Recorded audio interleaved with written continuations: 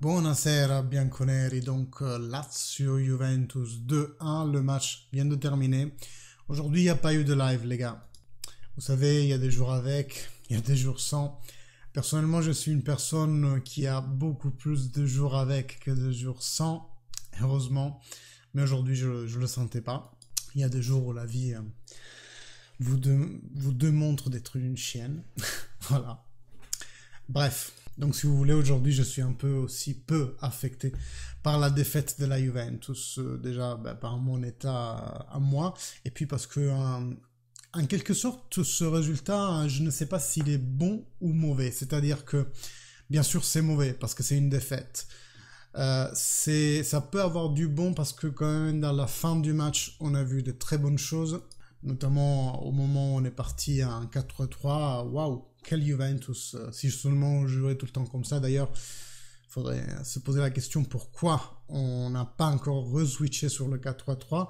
Bremer s'est senti assez à l'aise, je trouve. Bref, j'en oublie mes choses, donc like, commentaire à la chaîne, vous savez que ça aide les vidéos à être plus vues. Et puis abonnez-vous si vous venez de découvrir la chaîne. Désolé de me découvrir dans un jour où je suis pas au top de ma forme, mais bon, sachez que d'habitude c'est beaucoup mieux.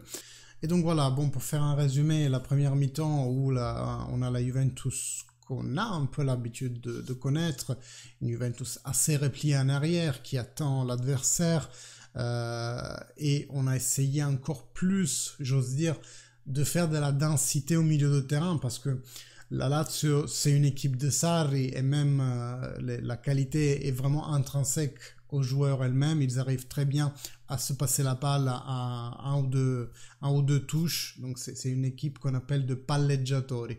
Ceux qui savent bien se passer la balle et c'est fluide. Voilà.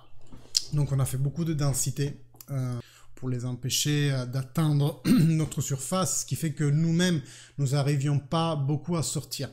Et moi, j'ai l'impression, en voyant ce match, vous me direz dans les commentaires si vous pensez la même chose, mais qu'en quelque sorte, c'est vraiment le 3-5-2 qui crée cette Juventus-là. Qu'on crée une Juventus comprimée dans notre propre milieu de terrain et qui laisse assez isolé Vlahović. Di Maria, à lui tout seul, ne sait pas faire la chaîne de transmission entre le milieu de terrain et l'attaque. Donc, la Juve n'arrive pas à s'éteindre et finit par se replier et atteindre l'adversaire. Pourquoi je dis ça? Parce qu'après, quand on est passé à un 4-3-3, waouh, ouais, on repartait bien. On faisait des bons breaks, on récupérait le ballon et Chiesa, mais il pouvait vraiment galoper sur la chaîne de gauche. Donc, une Juventus beaucoup meilleure avec le 4-3-3 qu'avec le 3-5-2. À voir si Massimiliano Allegri réutilisera cette compo déjà jeudi contre le Sporting. Là, ça va être la pause, les 2 jours pour la Pâques et le lundi de Pâques. Après, la Juventus va recommencer les entraînements à partir de mardi. Donc un seul entraînement et après... enfin non, 2 entraînements, pardon, parce que c'est vrai qu'on joue plus mardi, jeudi, on joue plus mardi, mercredi, on joue les jeudis. Là, tu as bien joué aussi. Il faut dire les choses telles quelles. À chaque fois, quand on analyse la performance de notre équipe, il faut tenir compte de l'autre équipe. Et aujourd'hui, la Lazio était vraiment en forme. Moi, j'ai vu Milinković-Savić dans un état de forme qu'il a rarement démontré avec les grandes équipes. Aujourd'hui, il était vraiment maître du jeu. D'ailleurs, c'est lui qui marque le premier but. Et je vous le dis assez franchement, pour moi, il n'y avait pas de faute sur Alexandre. Pourquoi? Parce que l'entité de la poussée, oui, il y a poussé avec la main, ce qui normalement est interdit, mais ça me paraît tellement faible. Alexandre semble plutôt se jeter par terre qu'autre chose.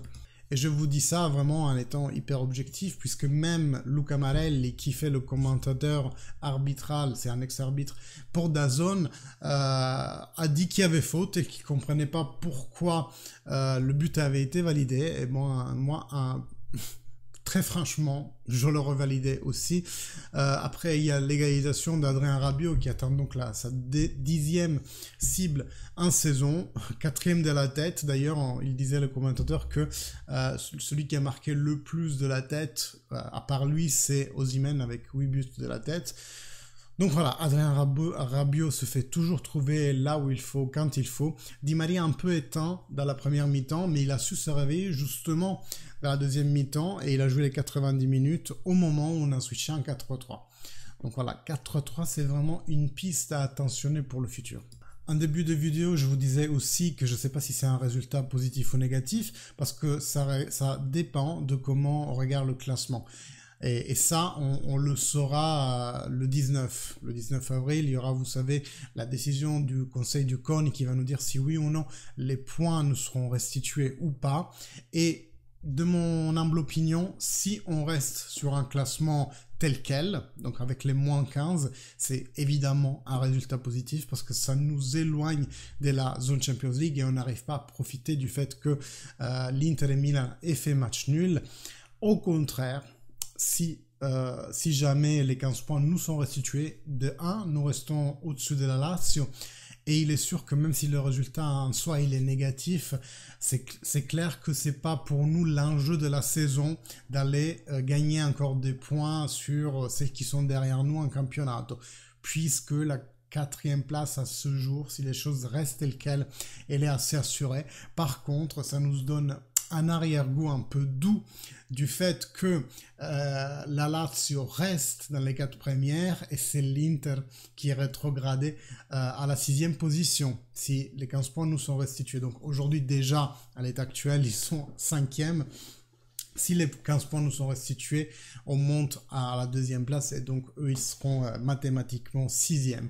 Donc c'est un peu pour ça que je dis éventuellement, même la défaite, ça peut avoir du positif pour nous de la Juventus. Oui, parce que l'Inter, vous le savez, vous devez être comme moi. Le plus bas, on la voit dans le classement, le plus on est heureux. Cela étant dit, voilà, la vidéo va être vraiment très courte. Hein. Je m'arrête là. Je vais juste vous donner, vous souhaiter bonne Pâques si vous êtes croyant, ou un bon week-end, en gros à tous les autres, et vous dire que voilà, moi ça va, vous inquiétez pas.